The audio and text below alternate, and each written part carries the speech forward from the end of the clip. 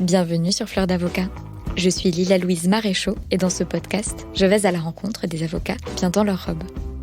Au passage, Fleur d'Avocat, c'est aussi une newsletter que j'envoie chaque dimanche matin.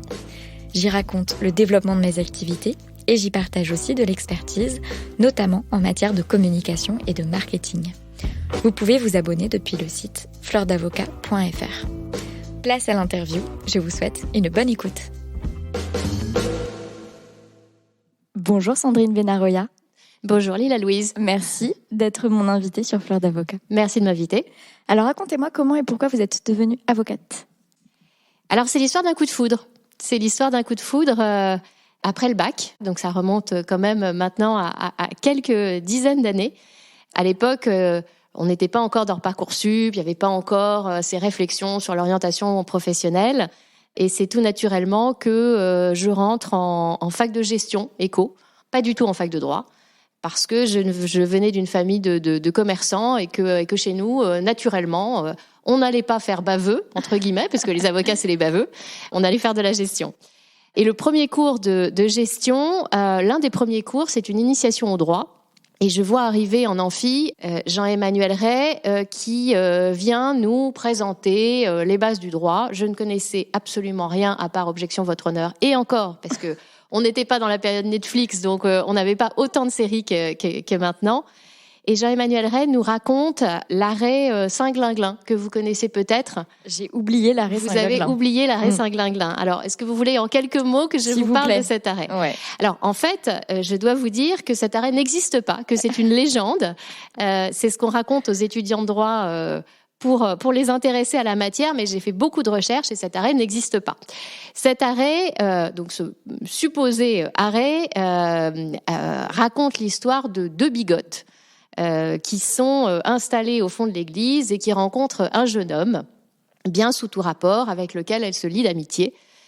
Et au bout de quelques semaines, le jeune homme arrive avec une mine contrit et les deux bigotes lui demandent qu'est-ce qui se passe, comment est-ce qu'on peut vous aider. Et le jeune homme répond, un petit peu gêné, qu'il a des difficultés d'argent et qu'il est dans une situation financière très difficile. Alors évidemment, les deux bigotes lui demandent comment pouvons-nous vous aider, est-ce qu'on peut vous prêter de l'argent ? Et après tergiversation, le jeune homme répond OK, faites-moi un prêt, mais je tiens à ce que nous ayons un contrat de prêt avec une échéance, une date de remboursement, quelque chose de très carré, ce que les deux bigotes acceptent évidemment. Et le jeune homme propose en date de remboursement la Saint-Glinglin. Donc les bigotes s'en étonnent en disant mais la Saint-Glinglin et bon, le jeune homme a dit que c'est un saint méconnu, mais que il est important de le réhabiliter au travers de cet acte et que donc il remboursera le jour de la Saint-Glinglin.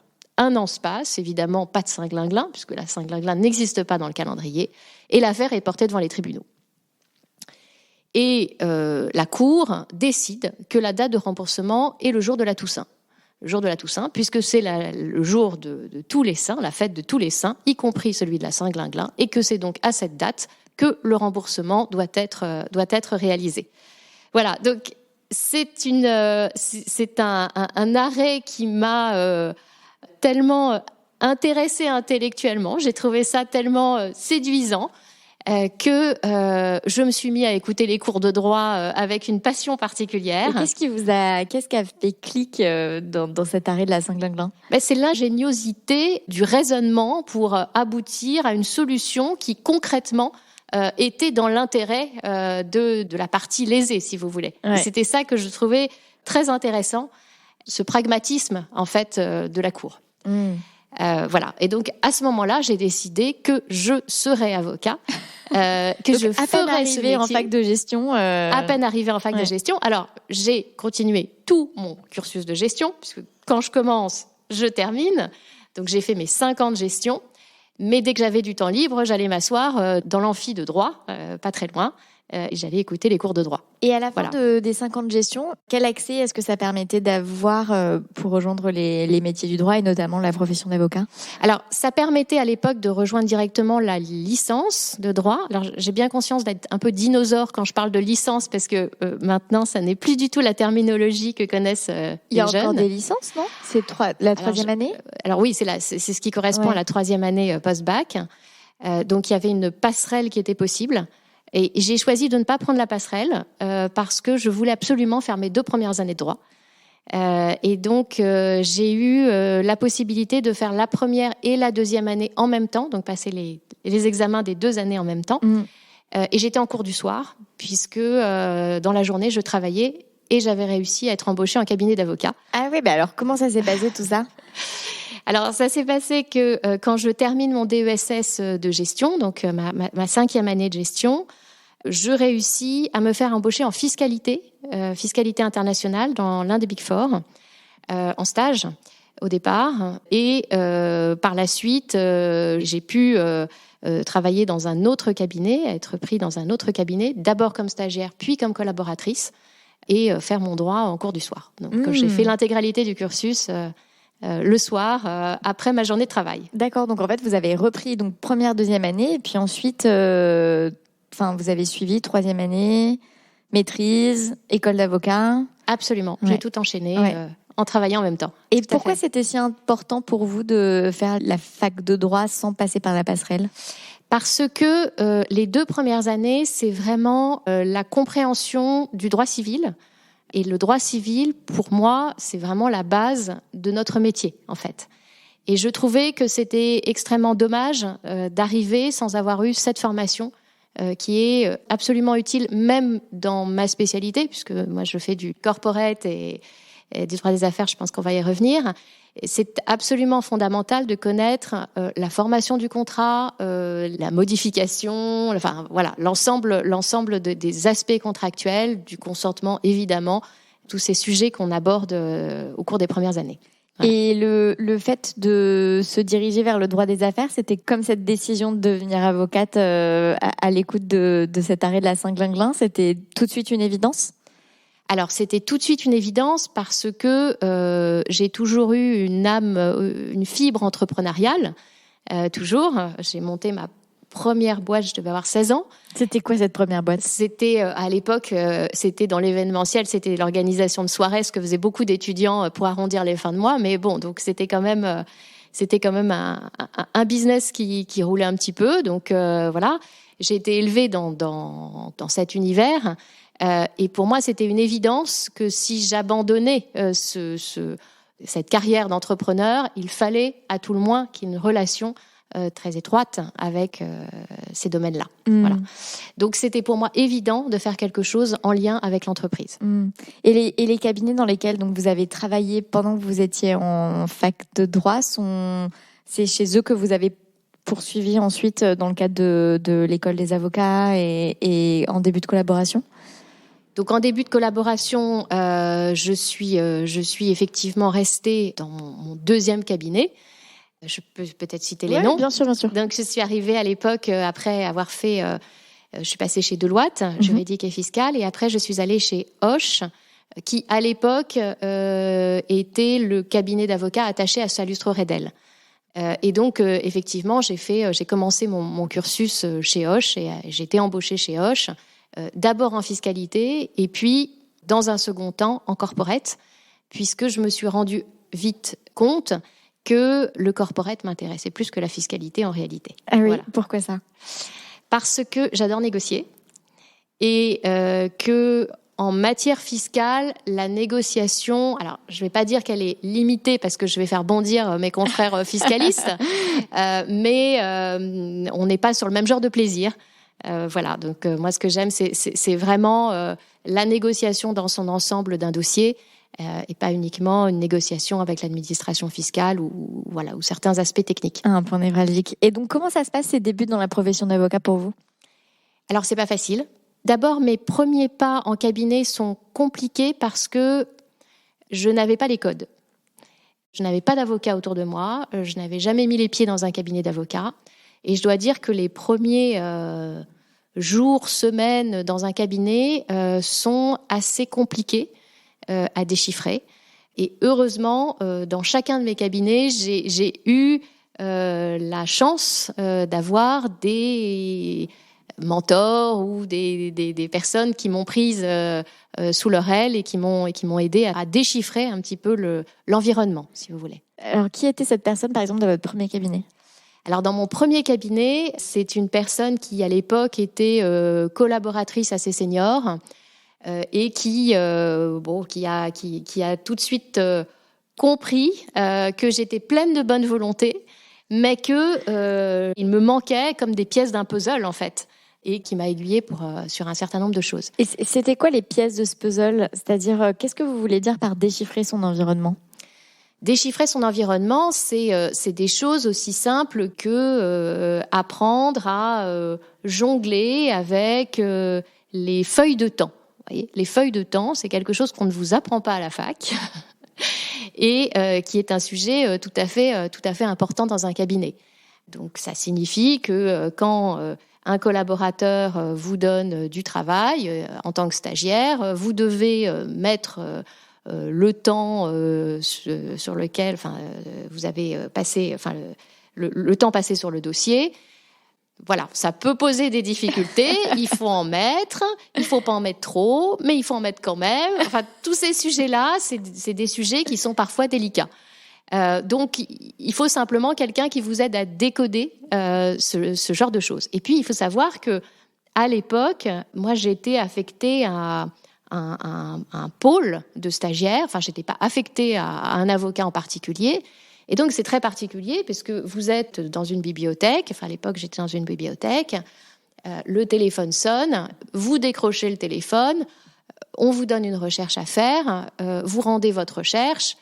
Et puis, parfois, vous n'entendez plus parler de la recherche, du dossier, etc. Alors, c'est pas toujours le cas. C'est pas ce que je dis du tout. Et il y a des gens qui ont été extrêmement bienveillants à mon égard. Mais c'est très compliqué de sortir du lot, surtout quand vous avez un profil à l'époque atypique comme le mien, puisque à l'époque, encore une fois, j'entre en stage et je n'ai pas de diplôme de droit. Et donc, il faut absolument trouver une manière intelligente de se faire remarquer et de sortir du lot. Et c'est une histoire que je raconte à mes étudiants, puisque je donne parfois des cours. C'est une histoire que je leur raconte parfois en leur disant « J'ai réfléchi à la manière d'essayer de me distinguer un tout petit peu dans ce flot de stagiaires. Et j'ai pris le parti sur chacun de mes pochettes, puisque je rendais mes recherches dans une pochette, de faire un tout petit dessin. Un tout petit dessin qui était en rapport avec la recherche qu'on m'avait confiée. Donc ça pouvait être la taxe sur les autos, je faisais une petite auto, la taxe sur les fruits et légumes, vous aviez un petit fruit et légumes. Bon, je dessine très très mal. J'étais sur le point de vous demander si vous saviez dessiner. Je dessine atrocement mal. Mais j'avais toujours ce petit dessin. Et quand je rendais mes pochettes, la personne destinataire de la pochette ne connaissait évidemment pas mon nom, mais savait que c'était le stagiaire qui faisait le petit dessin.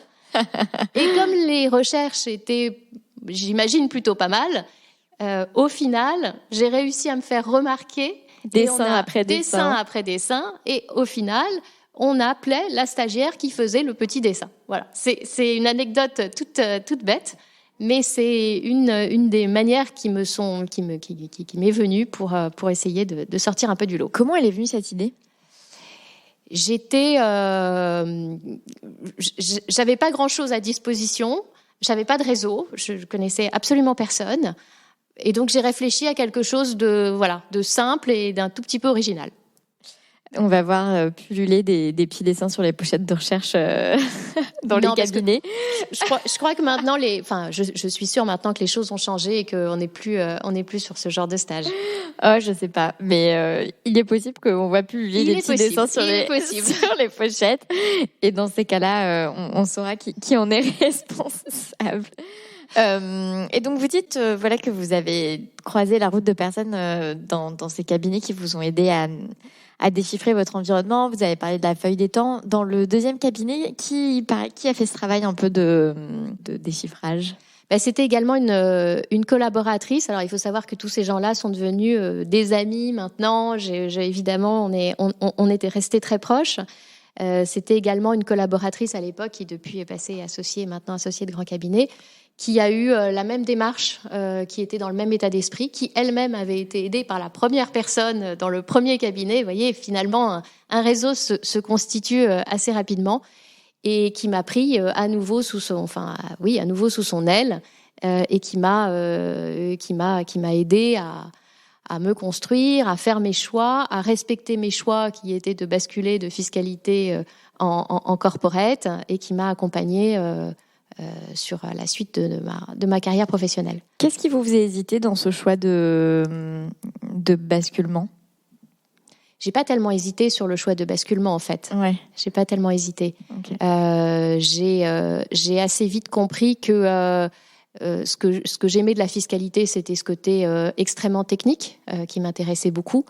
Mais il me manquait les nuits de négo. Et c'est les nuits de négo qui m'intéressent, définitivement. Ou les jours de négo. On n'est pas obligé de faire ça la nuit, mais force est de constater que c'est souvent la nuit.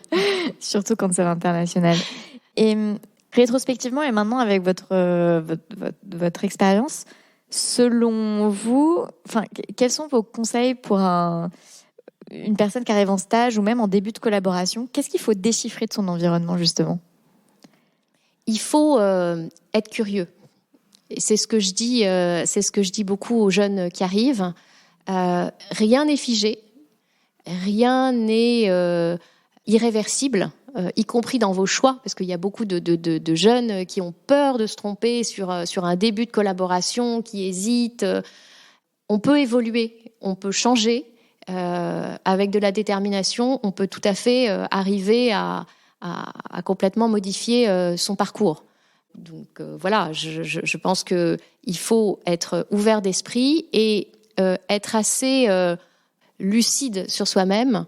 Et essayer de comprendre ce que fondamentalement vous aimez dans la profession et ce que vous n'aimez pas faire. Mais ça, c'est par rapport à soi, par rapport à l'environnement. Quand on arrive dans un environnement inconnu, on intègre un nouveau cabinet, que ce soit pour un stage, une collaboration, junior, senior, peu importe. À quoi est-ce que, selon vous, il faut prêter attention ? Je pense qu'il faut être buvard dans un premier temps. Il faut regarder, il faut observer. Il faut comprendre comment les autres se comportent pour ensuite pouvoir avoir le comportement le plus approprié, en fait. Vous avez évoqué le fait que vous aviez ce parcours atypique, parce que un parcours plutôt dans la gestion avant d'être dans le droit. Est-ce que c'est quelque chose qu'on vous a fait ressentir ? Quand je suis arrivée, on m'a fait remarquer que j'avais un petit profil.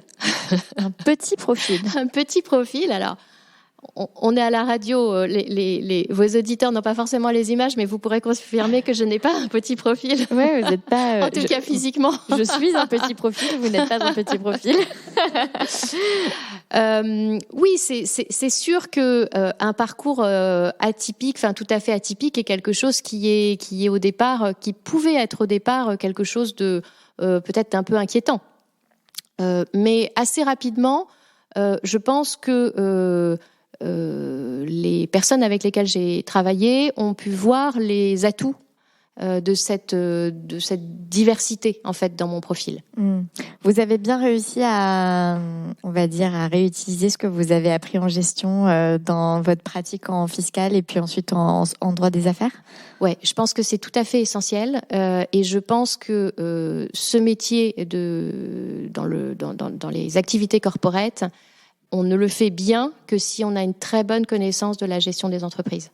C'est amusant parce que je me souviens de mon stage chez Clifford Chance, au département contentieux. Donc que j'avais rejoint initialement pour faire plutôt du contentieux pharmaceutique, responsabilité du fait des produits défectueux dans le secteur de la santé. Et puis en fait, les vraies urgences du moment, elles étaient en contentieux commercial, en concurrence déloyale d'une part, et puis des histoires de rupture brutale des relations commerciales d'autre part. Et du coup, j'ai fait beaucoup plus de contentieux commercial que de contentieux du fait de la responsabilité du fait des produits défectueux. Et je pense que j'ai patiné dans mon stage au début parce que la collaboratrice qui me confiait ces dossiers me les confiait et il y avait des trucs à aller chercher dans les bilans comptables, enfin, logiquement, hein. Mais moi, j'avais jamais vu un bilan comptable. Enfin, et elle était excédée, je pense, de ma nullité. Enfin, je veux dire, moi, et voilà. Et au bout d'un moment, j'ai fait, enfin, je sais pas, elle avait repris. Je pense que c'était dans vraiment les premières recherches ou les premières conclusions qu'elle m'avait confiées dans le cadre de ces dossiers qui étaient. Alors, l'un, c'était un gros dossier, puis l'autre, c'était un dossier sériel. Oui, tu vas chercher dans telle ligne et tout, des mots comptables. Et moi, je savais pas de quoi elle me parlait, donc je cherchais, mais je trouvais pas, parce que en même temps, c'est long, une liasse. Bref. Et voilà. Et donc, ça m'a un peu marqué en me disant, mais en fait, on peut pas débarquer comme ça en contentieux commercial sans avoir appris d'abord ce que c'est qu'un bilan, quoi. Ce que c'est qu'un bilan, qu'est-ce qu'il y a en première partie, deuxième partie, troisième partie, les chiffres qui comptent. Moi, je vois tous ces chiffres qui veulent tout et rien dire pour moi. Et donc, du coup, j'imagine que typiquement sur ce genre d'opération, des études en gestion. Et je sais pas, j'ai pas fait un parcours de droit j'ai pas fait beaucoup de droit des sociétés et tout, mais je sais pas si c'est des choses qui sont enseignées à un moment dans certaines matières en fac de droit, très sincèrement, parce que... Oui, c'est enseigné, mais c'est assez light.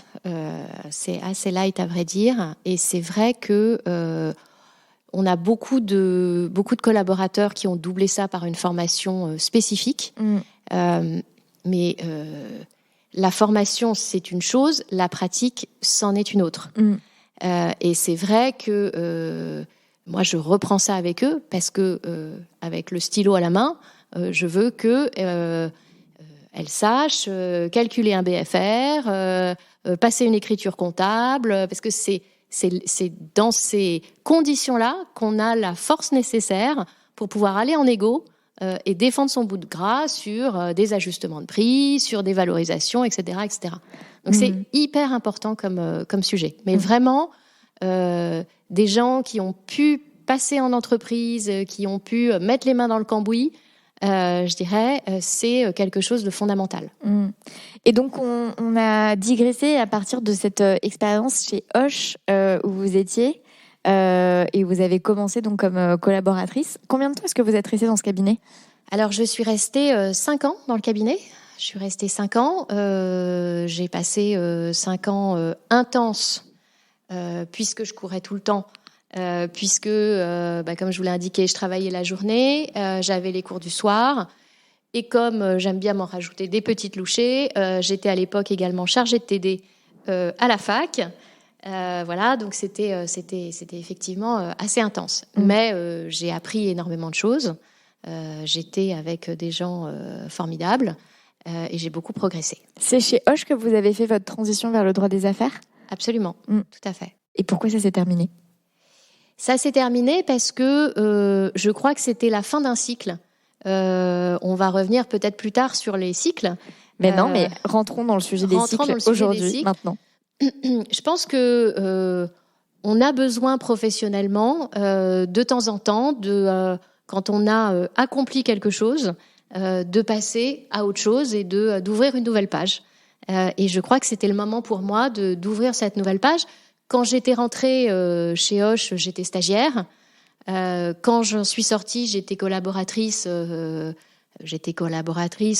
je vais pas vous dire confirmée, mais enfin, j'avais 5 ans d'expérience, donc ça commençait à être un peu significatif.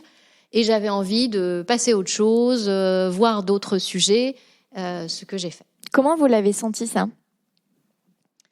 Je l'ai senti...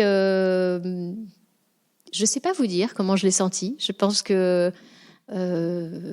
j'avais fait le tour d'un certain nombre de sujets et que j'avais peut-être l'impression de ne plus suffisamment progresser.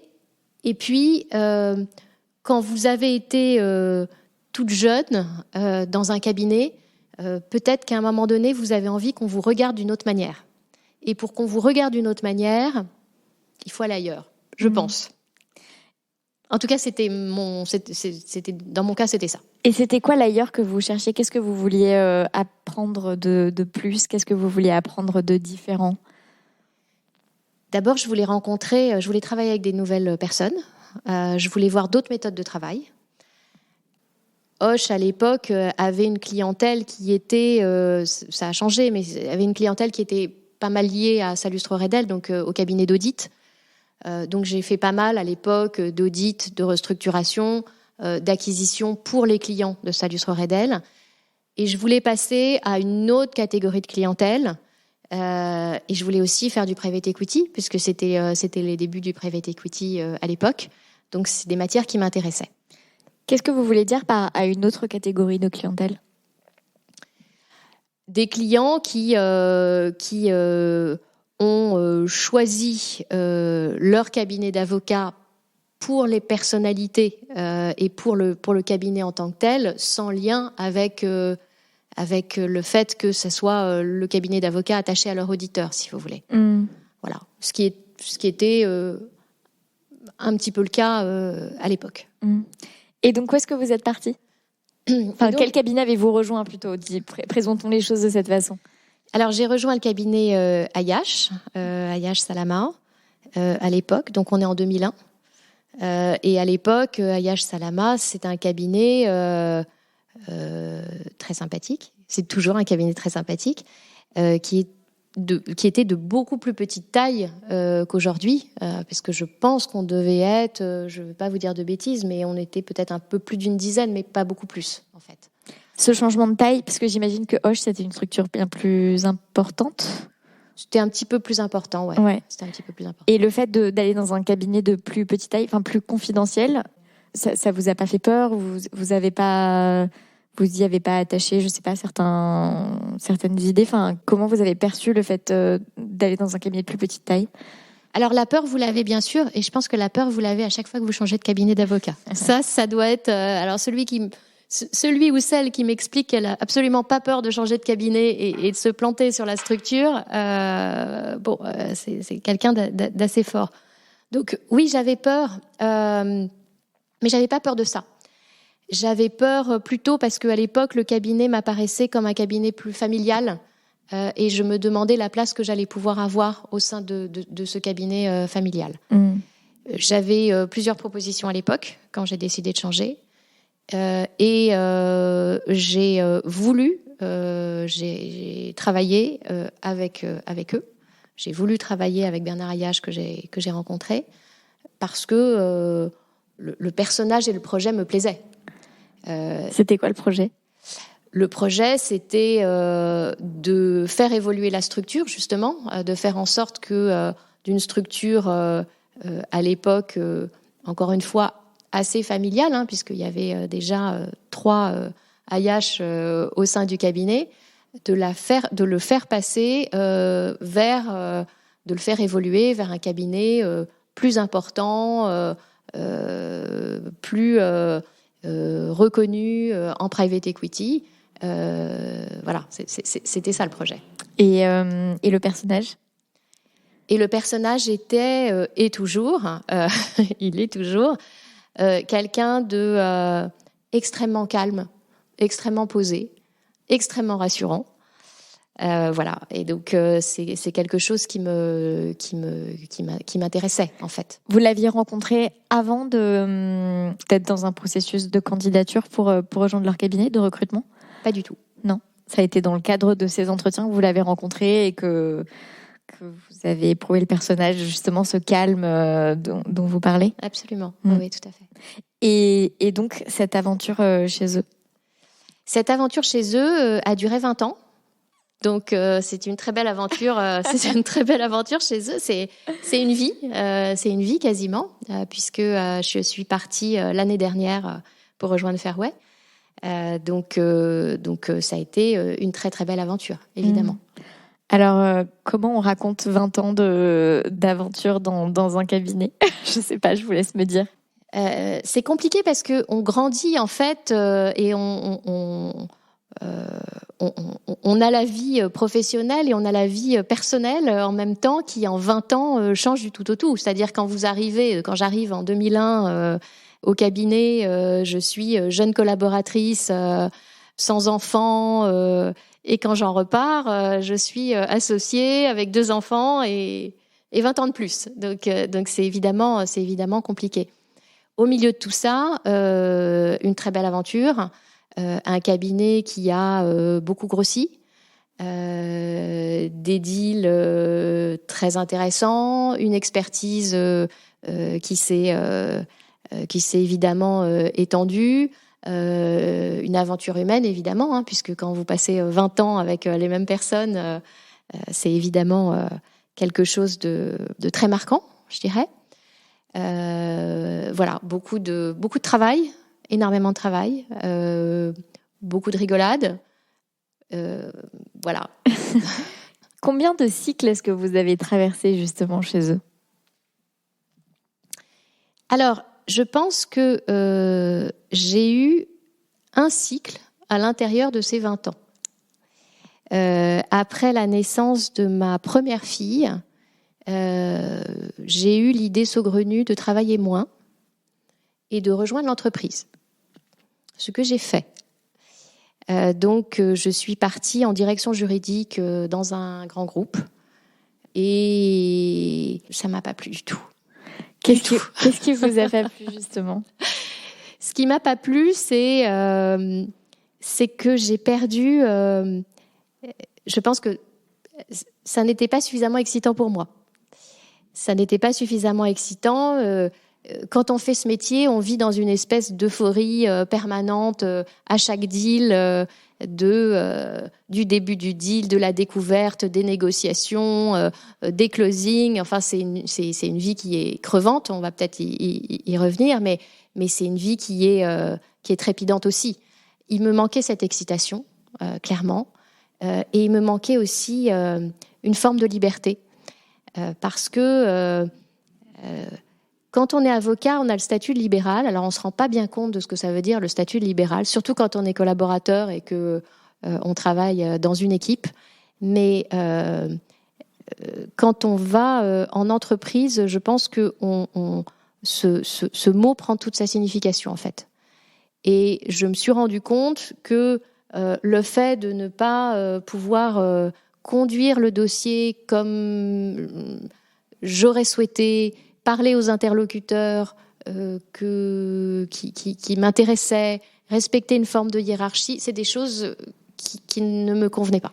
Sur lesquelles je ne porte absolument pas de jugement, mais simplement, moi, ça ne me convenait pas. Pourtant, j'imagine que des deals, vous en meniez dans un autre cadre, en fait. Enfin, des négociations, des deals, enfin, ce qui fait le cœur d'une partie de votre métier d'avocat. Alors, j'en ai pas mené beaucoup puisque je suis restée très peu de temps au sein de cette direction juridique.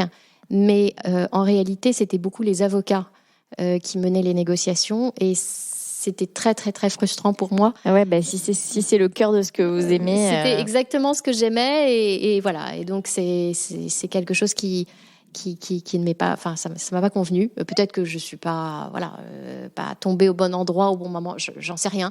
En tout état de cause, ça ne m'a pas convenu. Et le cabinet vous a réouvert ses donc portes. j'ai rappelé Bernard Ayache en lui disant: Bernard, il faut que tu me reprennes, n'importe quelle condition, n'importe quoi, mais je ne veux pas rester. Je dépéris.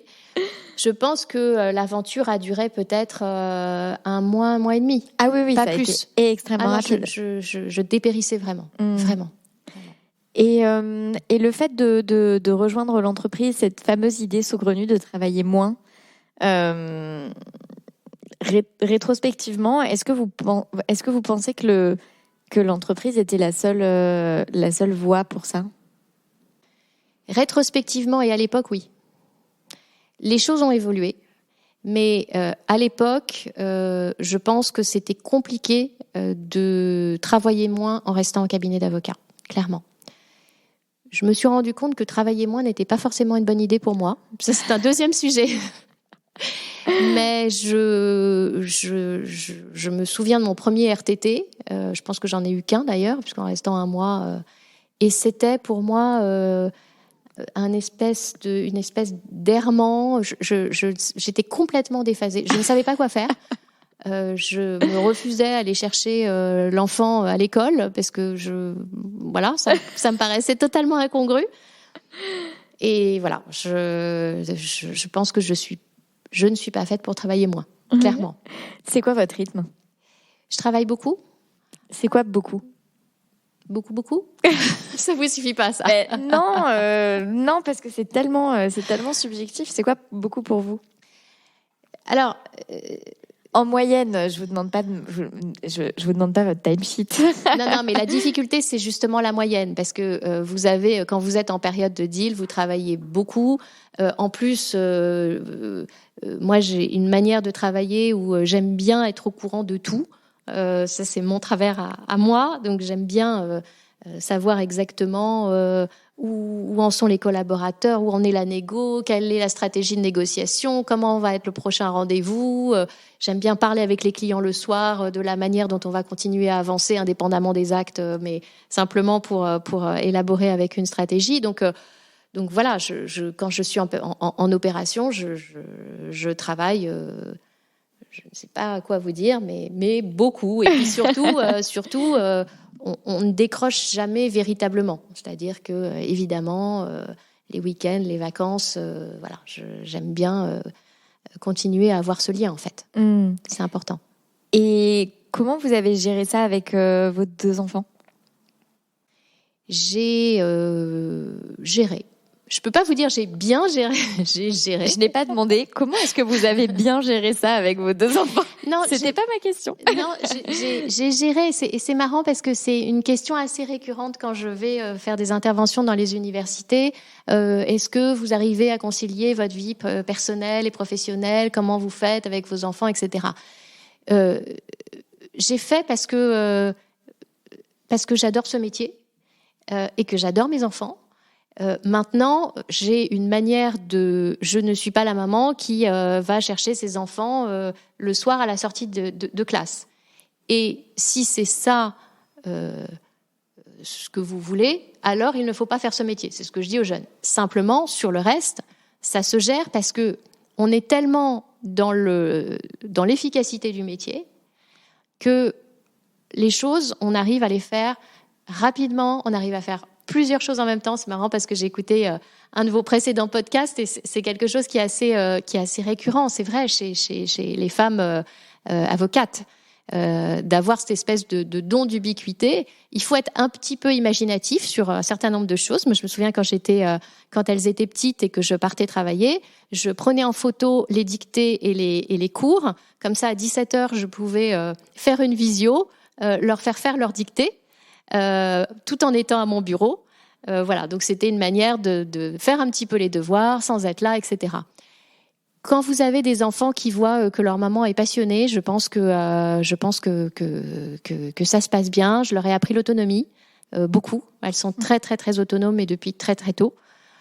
Voilà, après, je ne peux pas vous cacher qu'il y a parfois des situations qui sont un petit peu compliquées. C'est vrai que c'est amusant parce que un autre podcast que j'écoute, Génération Do It Yourself, souvent qui interviewe majoritairement des hommes, ce qui m'agace particulièrement. Mais bon, bref, quand cette question de vie de famille, et donc c'est des entrepreneurs confirmés, qui s'investissent beaucoup professionnellement parlant, et quand la question vient de comment est-ce que vous avez géré, il y a un nombre non négligeable. Je n'ai pas tenu les comptes parce que je suis pas assez psychopathe, et donc je peux pas donner de statistiques. Mais le nombre de personnes, d'hommes qui répondent à cette question, non pas comme vous ou comme d'autres personnes d'ailleurs que j'ai pu interviewer ici, c'est-à-dire en parlant de ce jonglage permanent et de ce don d'ubiquité, mais en disant j'étais présent les week-ends et pendant les vacances.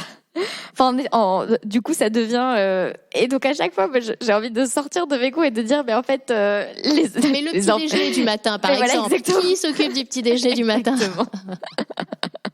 Voilà, ça me...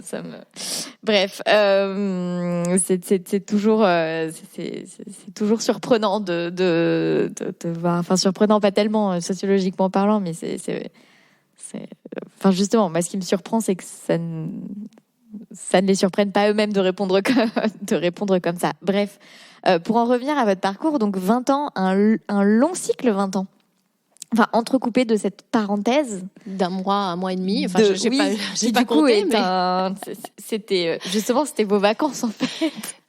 Mais je pense que j'avais besoin de cette expérience pour mettre fin à une espèce de fantasme de la vie en entreprise, c'est fabuleux. Et alors, encore une fois, ça, c'est probablement fabuleux pour certaines personnes, et il y a probablement des endroits, et j'en suis sûre d'ailleurs, c'est pas probablement, parce que j'ai des clients en direction juridique, et effectivement, ils font des choses extrêmement intéressantes, mais simplement, ça ne me convenait pas. Voilà. Vous avez évoqué le fait que quand on intègre jeune une structure et ensuite pour évoluer, ce truc de changer pour qu'on puisse vous regarder autrement, comment est-ce que vous avez fait pour qu'on vous regarde autrement dans ce cabinet Ayache? Qu'est-ce qui fait que chez Ayache, en tout cas, vous manifestement, vous avez pu évoluer sans vous sentir restreinte dans la première image qu'on a pu avoir de vous, sachant que vous avez rejoint le cabinet en étant assez jeune. Et bon, voilà, là, vous y êtes resté 20 ans, et je pense pas que vous soyez resté 20 ans en vous satisfaisant du fait qu'on vous maintienne dans cette idée de justement de jeunesse, enfin de jeunesse en termes d'expérimentation. Qu'est-ce qui a été différent chez Ayache qui vous permettent de vous sentir capable d'évoluer en interne?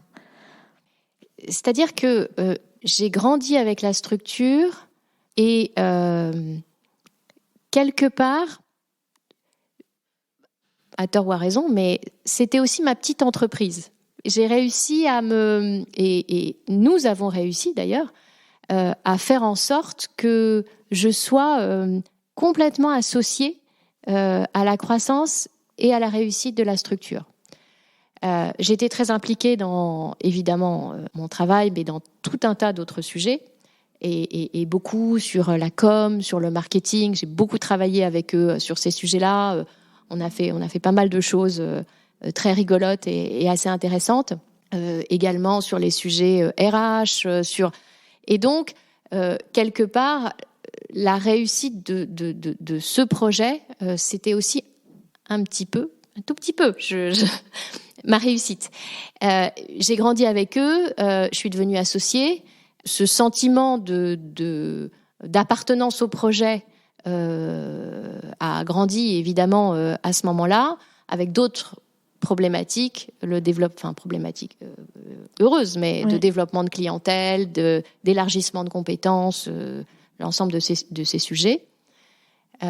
Et donc, je ne me suis pas lassée du tout de ces 20 ans passés dans la structure, en fait. J'imagine que ce qui a aidé, c'est effectivement que vous avez, comme vous dites, vous avez grandi avec ce cabinet. Donc, en fait, vous avez eu presque des cycles de croissance conjoints, quoi. C'est-à-dire que le cabinet se transformant lui-même, ça laisse une place pour les personnes en son sein, peut-être de plus se transformer elles-mêmes sans que ça fasse... j'allais dire tâche, mais c'est pas le sujet, mais sans que ça crée un décalage trop important, quoi. Et justement, ces sujets com et RH dans lesquels vous vous êtes investi en parallèle du fond de votre travail, est-ce que vous pouvez nous en dire plus? Oui, alors le sujet com est un sujet qui me tenait à cœur et qui est assez rigolo, parce que quand je suis arrivée au cabinet, vous aviez encore les associés, les collaborateurs qui étaient pris en photo devant les rangées de jurisclasseurs, vous savez, comme à l'époque. C'était pas encore, vous aviez pas encore les sites internet, vous aviez des brochures extrêmement classiques, voilà.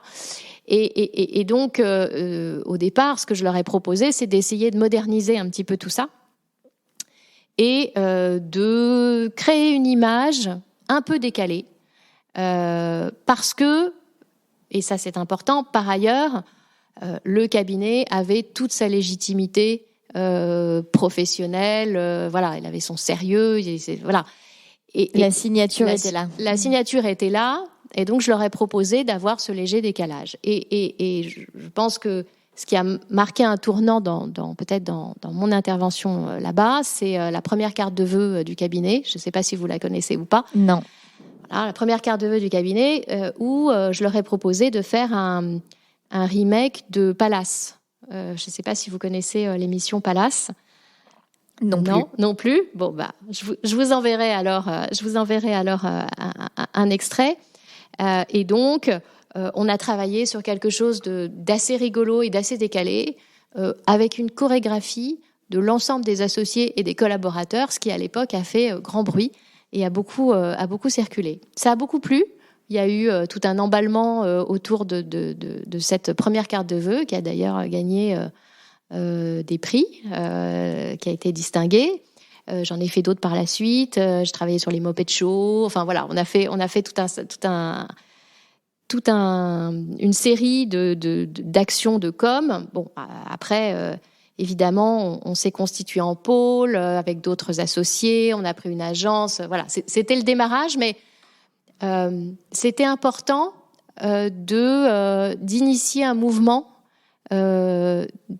C'était important pour moi dans ma vision du cabinet d'avocats, qui est la vision d'une entreprise, de travailler également sur ces sujets de com et de marketing. C'était quelque chose d'important. Tout comme c'est important aujourd'hui de travailler dans les cabinets d'avocats sur les aspects RH. Vous voyez, c'est des sujets qui sont des sujets fondamentaux.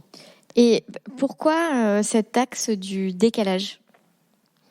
Parce que je trouvais et je trouve d'ailleurs, qu'on fait un métier qui est extrêmement sérieux, avec des clients qui ont des enjeux financiers importants, et que c'est une bonne manière de percevoir son cabinet d'avocat un peu différemment, si vous voulez. Comment est-ce que vous avez trouvé cette touche de décalage ? Parce qu'on peut se décaler dans plein de directions. Comment est-ce que vous avez trouvé la note du décalage du cabinet IH ? Enfin, qu'est-ce qui comment vous avez mené cette réflexion ? Ça m'intéresse parce que moi, c'est un sujet sur lequel je travaille avec mes clients, de les aider à trouver leur touche personnelle, l'équivalent de votre petit dessin sur ses pochettes. Et le frein, c'est toujours de se dire, c'est quoi la juste dose, quoi ? C'est quoi la juste dose pour moi ? Quel va être mon décalage à moi ? Je suis curieuse de savoir comment est-ce que vous avez abordé cette question au moment où vous avez consciemment dit, on va faire quelque chose de décalé, parce que notre signature, elle est là, la reconnaissance de notre expertise, elle est là, les clients nous font confiance, donc on peut se permettre. Mais comment vous avez trouvé cette dose ? En fait, ce que je voulais, c'était que les clients, pas que les clients d'ailleurs, parce que cette com a beaucoup aussi attiré les jeunes diplômés. On a eu une recrudescence de CV assez important après la diffusion du premier film. Je voulais qu'on fasse passer le message que vous avez en face de vous des gens extrêmement sérieux et extrêmement professionnels, mais à côté de ça, vous avez aussi des hommes et des femmes avec leurs différences, leur originalité, le fait que ce soit des gens sympathiques et que, indépendamment de la relation de travail, vous avez des gens qui peuvent apporter cette touche différente. Il y a eu des loupés. Il y a eu du trop. Il y a eu, à un moment donné, j'avais travaillé sur un projet, c'était trop, ça n'allait pas. C'est compliqué de trouver le juste milieu. Mais ça a permis, je pense, de créer un lien un tout petit peu différent avec les clients. Et côté RH ? Alors, côté RH, c'est plus au cabinet, ici, au cabinet Fairway, que je commence à travailler, enfin qu'on travaille d'ailleurs, personne ne m'attend. Mais que vous avez plus investi ces questions. C'est-à-dire qu'avec le sujet de la pandémie, avec le sujet du télétravail, il y a une vraie réflexion sur le retour du télétravail. Et je pense que ces sujets-là sont des sujets hyper importants qui ont, pour l'instant, qui sont encore sur lesquels il y a beaucoup de cabinets qui sont encore un peu timides ou qui ne savent pas tellement comment aborder le sujet, en fait. Et plus la structure est grosse, et plus c'est compliqué. Et je pense que nous, ici, chez Fairway, on a cette envie, on va peut-être y venir plus tard, cette envie du bien-être du collaborateur qui nous permet d'intégrer complètement ces désirs et ces sujets en matière de télétravail. Et comment vous abordez la question, justement, en matière de télétravail, et j'ai presque envie de dire comment vous déployez cette ambition de bien-être au travail dans votre cabinet actuel, donc Fairway. On reviendra après sur votre arrivée chez Fairway et la fin d'un cycle et le début d'un autre. Mais puisqu'on est sur ce sujet du bien-être au travail, comment est-ce que vous faites ruisseler cette ambition dans cette structure ?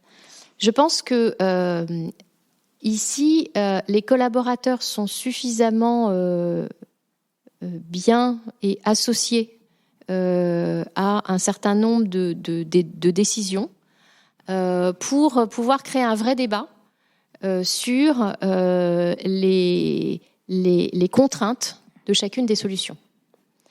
Et ça, c'est un point qui est hyper important parce que je pense que c'est comme ça qu'on arrive à un point d'équilibre, en fait. Quand les collaborateurs ont compris vos contraintes et que vous avez compris les leurs et qu'on essaye de trouver quelque chose d'intelligent au milieu de tout ça. Et pour ça, il faut arriver à créer un dialogue qui soit un dialogue libéré, je dirais. Il faut aussi, et c'est ce que j'essaye de faire dans mon équipe, que vos collaborateurs saisissent bien vos contraintes à vous en tant qu'associés. Parce que demain, ça sera leurs contraintes à eux en tant qu'associés. Et alors, comment vous vous y êtes pris pour ces deux choses ? C'est-à-dire, d'une part, comment est-ce que vous vous y êtes pris pour créer ce dialogue au niveau de la structure au global, c'est-à-dire que chacun puisse partager sur ses envies et aussi ses contraintes.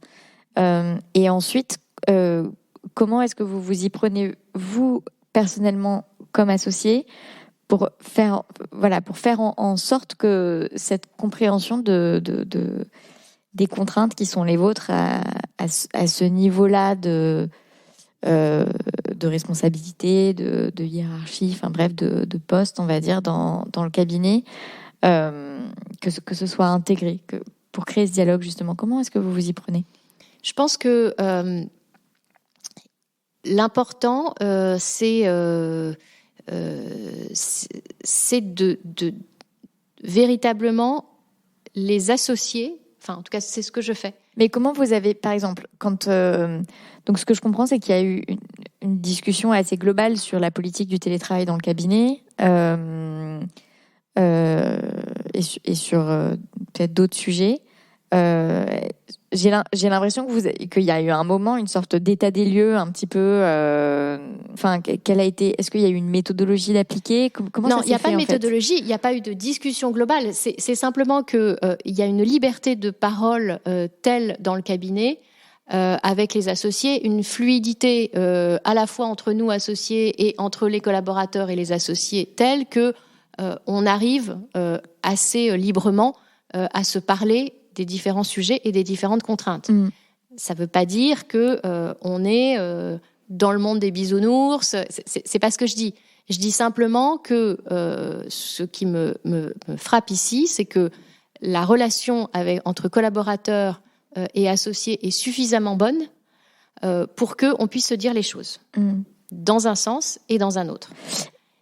Et justement, quels ont été qu'est-ce que vous observez, donc sachant que ça fait 1 an que vous êtes ici, qu'est-ce que vous observez de ce qui est remonté des envies et des contraintes plutôt du côté des collaborateurs et vice-versa ?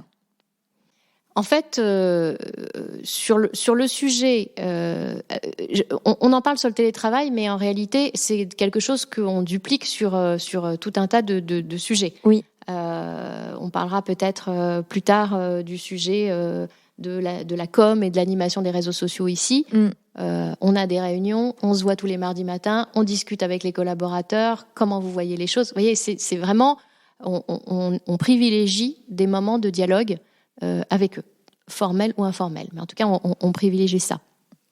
Ce qui est remonté, c'est qu'en réalité, vous êtes dans des situations qui sont des situations assez diverses en fonction des collaborateurs, et tout le monde n'a pas les mêmes aspirations en la matière.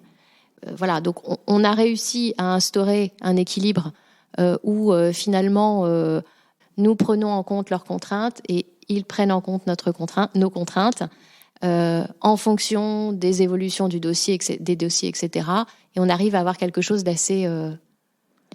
Donc vous n'avez pas mis en place de politique globale, par exemple ? On n'a pas mis en place de politique globale qui est une politique... on a un certain nombre de cadres, si vous voulez, mais à l'intérieur de ça, on fait les choses de manière intelligente. Je pense que c'est ça le résumé de nos conclusions. Ouais. En fait. J'essaye de comprendre comment ça s'exprime de façon pragmatique, en fait. Donc c'est chaque équipe, en fonction des dossiers et de la charge, qui définit sa propre politique. Quelle est la place de ce qui se fait entre un associé et ses collaborateurs et au niveau plus de la structure, ouais, tout ça. Alors, on n'a pas, comme dans certains cabinets, un cadre dans lequel on va vous dire, vous avez le droit à une journée de télétravail, une fois par mois, etc. Parce que ça, c'est pas ce qui nous convient. Ouais. On a un principe qui est un principe de cohérence et de bon sens, où effectivement, il faut qu'on ait des points de rendez-vous, qu'on se voit, qu'on puisse faire des réunions d'équipe, et que quand on a des dossiers qui le nécessitent, effectivement, il faut être là plus que d'autres. On est sur un principe de responsabilisation, première chose, et on est sur un principe où effectivement, les associés peuvent avoir des besoins différents, et on accepte cet état de fait là. Voilà. À l'intérieur de ça, on est suffisamment flexible en fonction des situations personnelles et des aspirations des uns des autres pour pouvoir s'organiser. Si je vous donne mon exemple, moi j'aime bien venir au bureau. J'ai l'une de mes collaboratrices qui aime bien venir au bureau parce qu'elle travaille mieux au bureau. Voilà, c'est tout à fait son droit, et c'est tout à fait et on travaille comme ça et on travaille très bien. Sur d'autres collaborateurs qui préfèrent être plus souvent chez eux, moi ça me pose pas de difficulté, pour autant qu'effectivement on ait des points de rendez-vous et qu'on puisse s'organiser. Ouais. On n'a pas voulu faire un cadre qui soit un cadre extrêmement formel comme le font certains cabinets, en fait. Non, mais c'est une vraie réflexion, hein, parce que et je pense surtout pour les structures qui grandissent, c'est-à-dire que à un moment, quand on réfléchit et notamment quand on réfléchit marque employeur et tout ça, ça implique aussi potentiellement de réfléchir à une certaine forme d'harmonisation des pratiques dans les conditions de travail des collaborateurs, mais ce qui pose des difficultés parce que voilà, les besoins des équipes sont pas forcément tous les mêmes, et voilà, et finalement les pratiques formelles et informelles font que ça s'organise autrement, quoi. Mais je déjeunais la semaine dernière avec une associée d'un cabinet de taille assez importante qui disait, en fait, nous, de toute façon, les jeunes veulent venir au bureau parce qu'ils ont été tellement traumatisés d'être chez eux, dans leur petit chez eux, pendant le confinement, que finalement, maintenant, ils sont très contents d'avoir le bureau et un vrai contexte aussi de séparation. Enfin, que ça les aide aussi à séparer le pro et le perso. Et donc, en fait, je trouve ça amusant de voir comment le sujet du télétravail qui cristallise beaucoup de réflexions aujourd'hui RH dans les cabinets d'avocats finalement fait ressortir des envies qui ne sont pas forcément celles auxquelles on s'attend. Absolument, absolument. Et de toute façon, le métier a quand même beaucoup, beaucoup évolué. À l'époque, il y a quelques années, il était assez difficile de pouvoir travailler à distance, de pouvoir préparer un closing à distance. C'était vraiment quelque chose de compliqué. On a quand même eu une accélération avec la signature électronique qui est absolument dingue. Là où on passait des heures et des journées à faire des repros de doc, maintenant c'est complètement terminé. Je dirais que maintenant, moi, sur certaines phases, que mon collaborateur soit dans le bureau d'à côté ou qu'il soit chez lui, je ne vois strictement pas la différence. Après, c'est ce que je vous disais, il faut rester cohérent et il faut garder une forme d'harmonie, parce que ce qui est important aussi dans un cabinet, c'est d'arriver à conserver cet esprit. Cet esprit d'équipe, cet esprit cabinet.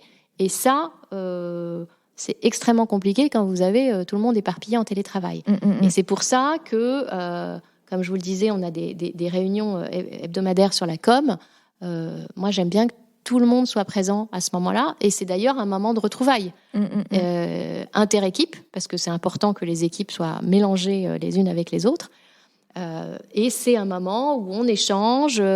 on se pose des questions sur les dossiers, on réfléchit à des clients ensemble. Voilà, cette interaction est indispensable, et ça passe par une présence. Donc tous les mardis matins, réunion com, associés et collaborateurs réunis? Pas du tout. On a créé une espèce de comité sur certains sujets com, qui est composé de volontaires, avec 2 associés, dont je fais partie.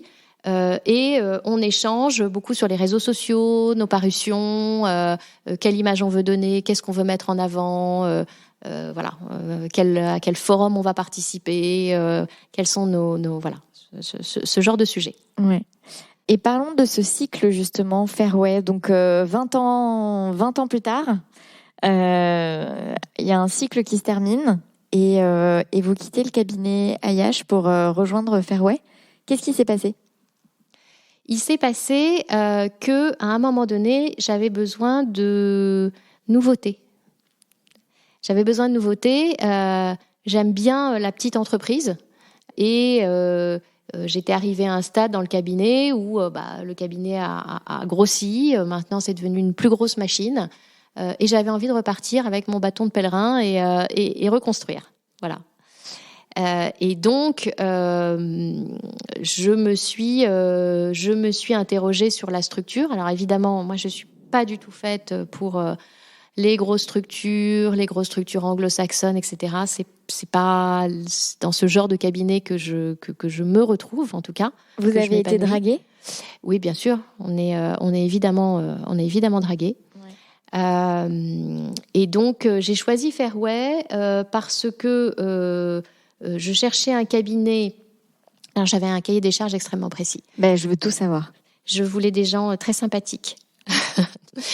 Je voulais des gens qui soient des vrais professionnels dans leur secteur. Je voulais un cabinet dans lequel il y avait un vrai besoin de développer le corporate private equity, qui existait chez Fairway, mais avec une volonté de le développer.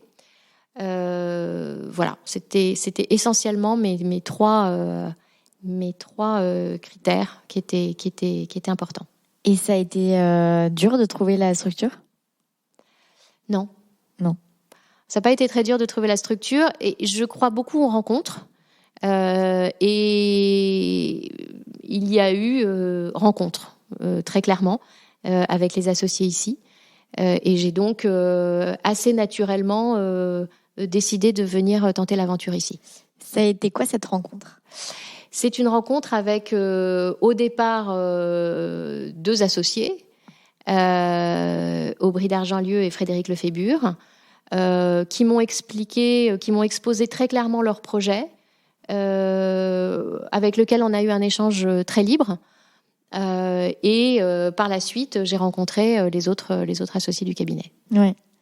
Et qu'est-ce qui fait que ça a été une rencontre, justement ? Ce sont des sujets de personnalité. J'ai besoin... Il faut se rendre compte que je sortais de la famille, puisque 20 ans, c'est la famille, et que j'avais besoin de retrouver un espace de bien-être et de bienveillance. Donc voilà, j'ai senti chez Fairway, avec Aubry, avec Frédéric, que j'allais avoir cet environnement. C'était un environnement bienveillant, avec des associés qui s'entendent très bien, qui sont amis par ailleurs, qui font plein de choses ensemble. Et j'ai senti que il y avait ici un espace pour moi. Indépendamment de Fairway, j'imagine que pendant toutes ces années, vous avez constitué votre propre clientèle en corporate et private equity. Comment est-ce que vous vous y êtes prise ? Je m'y suis prise. Alors d'abord, c'est quelque chose qui est long, qui est laborieux, qui est compliqué, mais qui est très gratifiant une fois que vous avez réussi à rouler, je dirais, à être en marche. Je pense que la base de ma clientèle est... la caractéristique commune de ma clientèle, c'est la fidélité. C'est-à-dire que j'ai des clients que je garde très, très, très longtemps. Et en général, on fait vraiment des très longs parcours ensemble. Ce qui est quelque chose qui me plaît beaucoup, évidemment, parce que j'arrive à les suivre dans leur parcours. Alors, en ce qui concerne les fonds d'investissement, première levée, deuxième levée, troisième levée, mais en ce qui concerne les entrepreneurs, première entreprise, session, deuxième entreprise, projet, start-up qui se casse la gueule.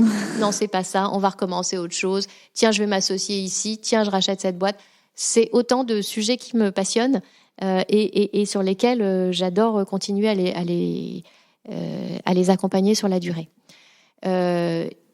Il est vrai qu'une partie importante de ma clientèle, je l'ai constituée en étant en face dans les négociations ou dans les dossiers, ce qui est quelque chose qui fait plaisir, qui est très challenging, mais qui fait plaisir, et qui m'a permis de constituer une base solide. Donc en fait, vous êtes en négo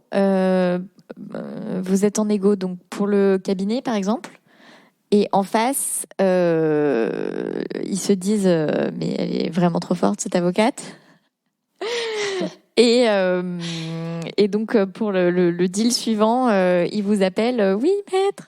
Alors je sais pas s'ils se disent elle est vraiment trop forte cette avocate, parce que vous savez quand on est une femme, on a toujours cette espèce de syndrome de l'imposteur, mais ils vont bien se rendre compte. Mais bon, le fait est que effectivement c'est des choses qui arrivent.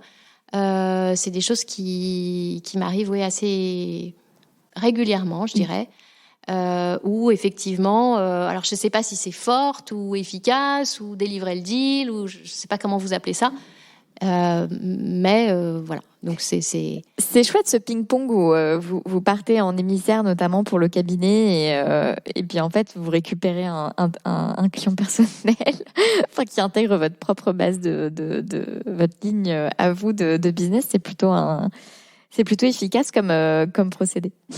Ouais, c'est efficace. Alors après, vous savez, dans une négo, vous avez tout un écosystème. Vous avez le client, vous avez l'avocat, vous avez le banquier d'affaires, vous avez les banquiers prêteurs. Et donc, voilà, les noms circulent assez rapidement, je dirais. Ouais. Assez rapidement. Quelle est votre marque de fabrique selon vous en négo ? Je suis tenace, très tenace. Je suis très tenace, mais quand le client me dit stop, je stoppe. Et ça, c'est important. Et ça, c'est vraiment mon point de non-retour. C'est-à-dire à partir du moment où le client est prêt à lâcher, évidemment, c'est lui qui décide. Et donc, je me bats jusqu'au bout, mais à la fin, bon, c'est lui qui cède ou qui ne cède pas. Donc voilà, je pense que c'est ça. Je me bats sur tous les points. Et j'adore ça. Vraiment, j'adore ça. Qu'est-ce que vous attendez du prochain cycle ?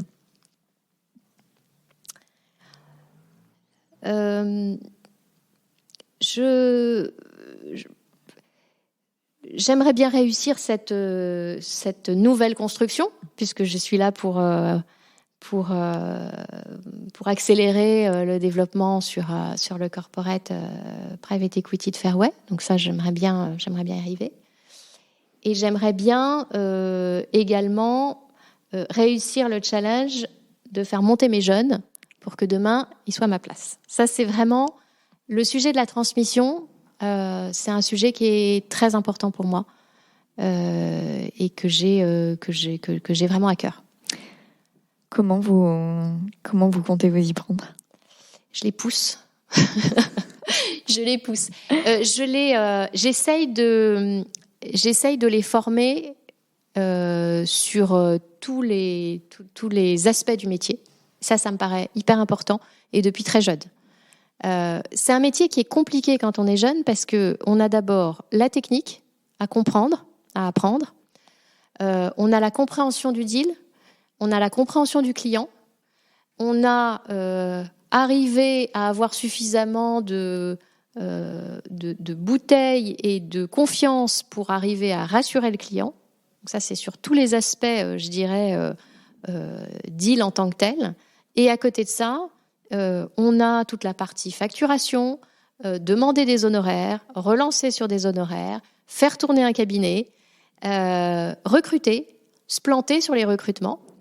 Et donc, j'essaye de les associer à tout ça, vraiment depuis leur plus jeune âge.